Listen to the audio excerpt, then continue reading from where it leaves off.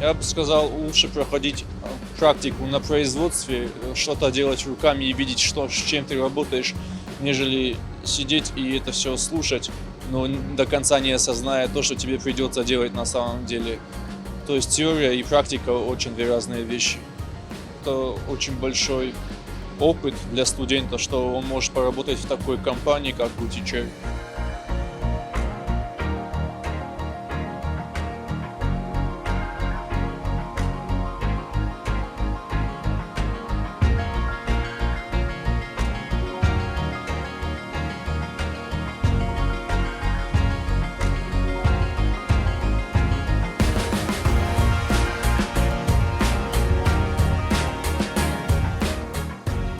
Наши студенты получают знания и умения непосредственно на предприятиях, непосредственно на той или иной линии изготовления какой-то продукции, а работодатель может в течение полугода, года выбрать для себя и убедиться и подкорректировать будущего мастера, нашего студента, есть вот эти плюсы, это основная задача.